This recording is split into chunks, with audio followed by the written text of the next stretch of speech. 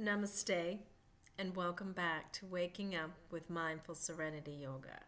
I feel like my voice might be a little bit off compared to my vocal movements.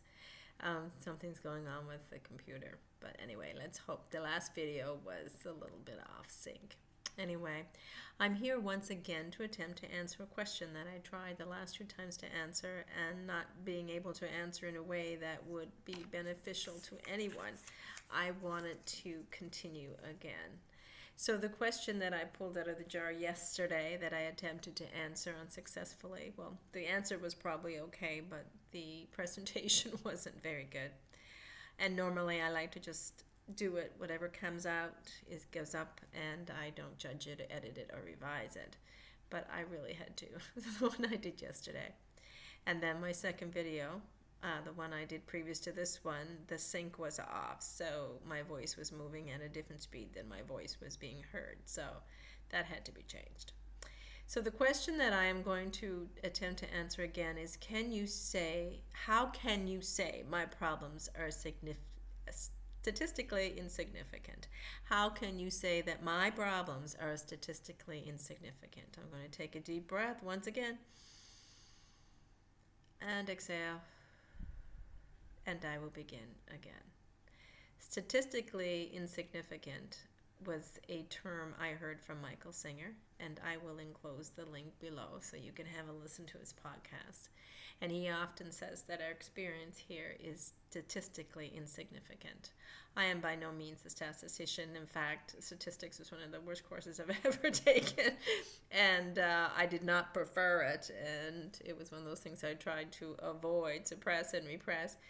If it wasn't for my friend Cheryl, during the time I probably wouldn't have finished my undergraduate because I needed that statistics and psychology in order to pass. So, that being said, that term, statistically insignificant, means that the probability of that thing, whatever it is that's statistically insignificant, of having an impact on the greater whole is very limited. So when we look at our problems and we see our lives, for example, that as being problematic, what we're looking at is a tiny, tiny portion. First of all, who we are is very, very tiny in the grand scheme of things, is it not? We are like tiny, salty beings, like a speck of salt, say, on a larger speck of salt, that being the earth, spinning around on our axis around a sun that is probably about 93 million miles away from us, I think, or 193 miles, I can't remember the exact number. And it takes about 1.3 millions of these Earth to make up that sun. That's how large it is. And it's just one tiny star in this magnificent and humongous galaxy that we exist in. And this galaxy is just one amongst trillions. So wow, that is putting things into perspective of just how small and minuscule we are in the grand scheme of things. So when someone says our problems are statistically insignificant, we have to see in terms of that expansiveness that the universe is compared to how tiny we are. When I say, and I think I did that in my first video, how can you say my problems are statistically insignificant? When I say your problems are statistically insignificant, I am by no means saying you are statistically insignificant. You are not statistically insignificant. You are very, very significant in the big grand scheme of things. You are light. You are a part of this universal consciousness. You are a part of nature. You are an essence that's radiating through everything. So you are not statistically insignificant.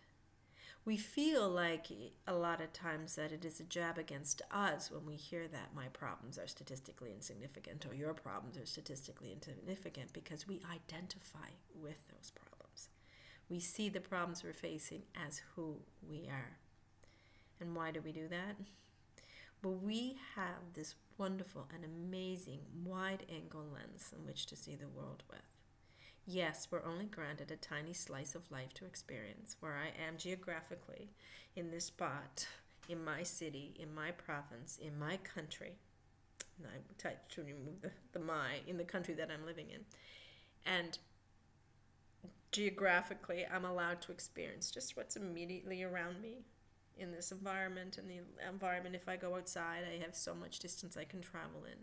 It's a tiny, tiny slice of the universe, is it not? Of all those trillions of galaxies. It's a tiny, tiny slice I've been given to experience, explore, appreciate, honor, respect, and be a part of. My geographical area that I get to explore is tiny, very, very tiny compared to how big the universe actually is it not? And so my experiences, of all the experiences I could be experiencing, are very, very tiny statistically compared to everything else, are they not? So that being said, to the universe, this is small.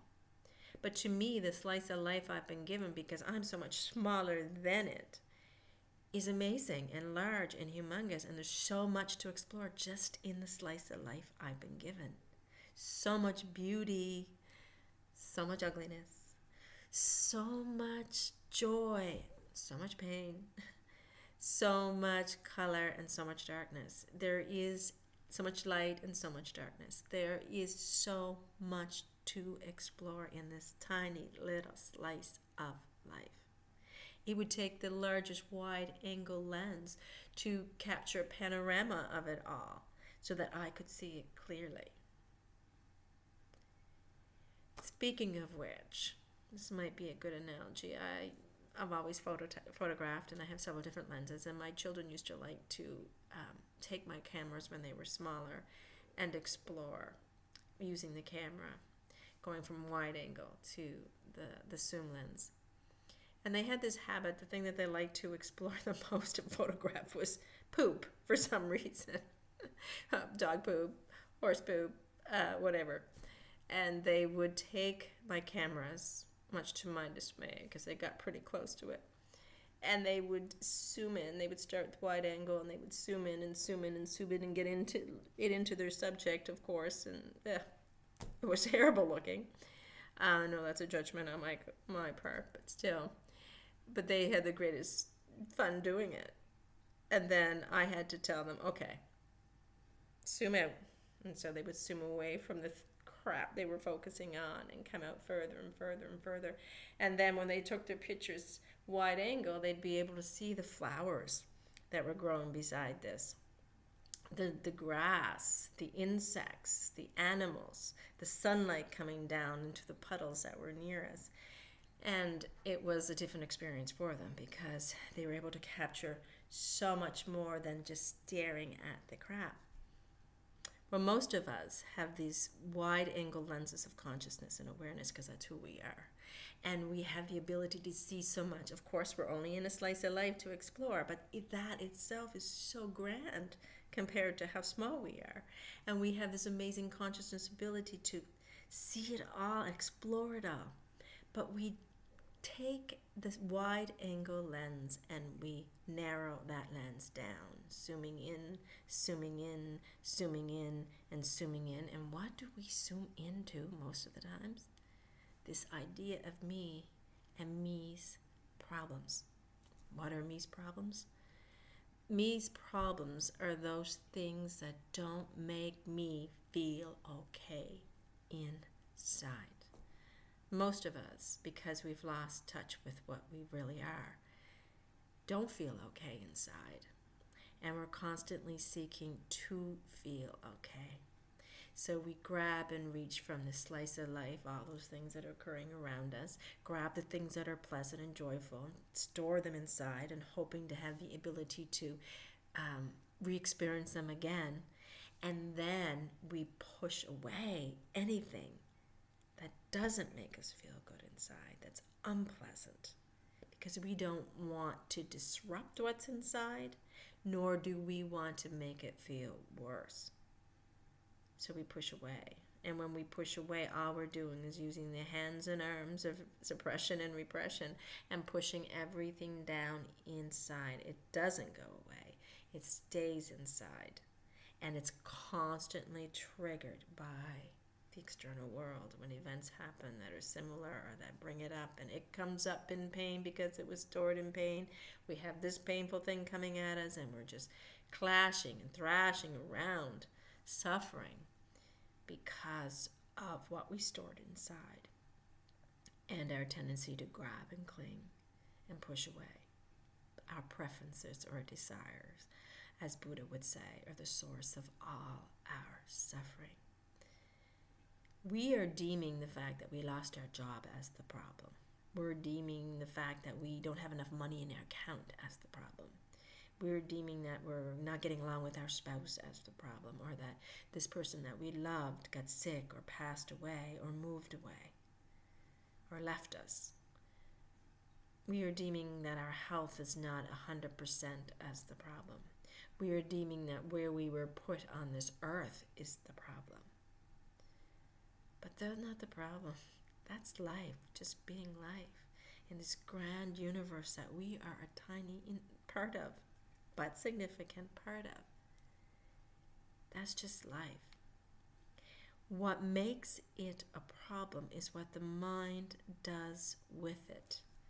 The mind judges it when it doesn't make us feel good inside. It judges it bad, wrong, shouldn't be. It judges it as a problem that we have to do something about. And that is what we narrow our lens onto the problem. 60,000 thoughts a day, it is said, go around in the human mind in a loop recording. 85% repetitive. 80% of those thoughts are negative, problematic. We are focusing on our problems. We're seeing the crap and getting right close into it and not seeing anything else. And that's just us. We have the ability to refocus those lenses, to pull back and to get a grander perspective. And we need to do that in order to see that what we're looking at doesn't have to be what we're looking at. And it's certainly not what we are. Because the closer we get to something and the more we focus on it, the more we identify it as a part of us.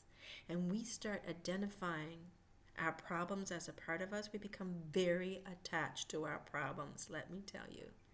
We don't want to let them go because we're afraid, who will I be if my problem of being, say, in an abusive relationship is taken away from me? Who will I be if my problem of a certain health issue that I've been diagnosed with is taken away from me?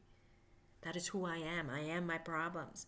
And we get so defensive of our problems sometimes. We enter these problem competitions where we want to have more problems than the next person. Because if I can't be more successful than somebody else, maybe I'll be a better and more superior victim by having more problems or bigger problems than somebody else. And I'm guilty of doing that. So I know I'm not the only one. But yes, we become so attached to our problems because we see them as who we are. And the problems are statistically insignificant. So that's why when I say to you, your problems are insignificant, you may get so offended because you see me saying that you're statistically insignificant because you're so attached to your problems. But you are not your problems. I am not my problems because my problems aren't even real. They're just judgments I made in my mind. They have to do with, as the Buddha said in the Second Noble Truth, suffering is caused by desire. Our selecting, our deciding what will make us feel good, and our seeking of that, and our pushing away of what we assume will make us feel worse inside. When anything we push away or anything we pull in has nothing to do with who we are on the inside. And we build a psyche around that. We build, we collect all our stored and stuffed experiences and say, this is who I am. I'm a person of that experience, a person of this experience. This is who I am. I'm a person that has these problems. And that becomes who we think we are when it's not. And so when we take our lens away from the crap we're staring in on and pull it back and get a grander and grander and grander perspective, we see how insignificant, statistically, those problems are. And how my problems, because I don't have enough money in account, are not going to stop the sun from coming up in the morning. They're not going to stop the flower from coming up in the spring from the frozen earth. It's not going to stop the leaves from falling in autumn.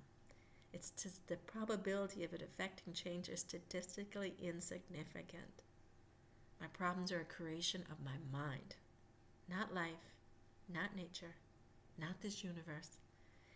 I'm here to simply experience all of it, the good, the bad, and the ugly. Appreciate it, allow it, honor it, and respect it. But if I'm deeming things as problems that need to be avoided, then I really do have a problem in life. I have a big problem. My life will become a problem.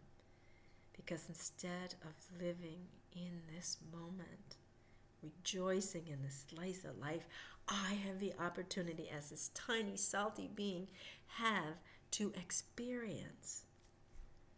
I spend my life resisting and avoiding, narrowing my focus, seeing so little of all that is important, unimportant, and statistically insignificant. We are these tiny specks of salt on a bigger speck of salt that we call Earth, spinning around a sun that will house 1.3 millions of our Earth. One sun in this humongous galaxy, and one galaxy in a trillion. And we're worried about these crap that we're putting our zoom lenses onto, when we have the ability to see and experience so much more. We have to remember that consciousness, awareness, God, whatever you want to call it, is experiencing life through us. It's our job to allow it. You know, there's 8 billion of us on this planet. 8 billion portals of experience. You don't want to narrow down, but you have the ability to show God. That God has the ability to experience through you on crap. Widen your lens, widen your perspective, and realize that yes, your problems are statistically insignificant. Well, that's all I have to say. Thank you so much for joining again, and I hope that's a better answer than the last one I gave. Namaste.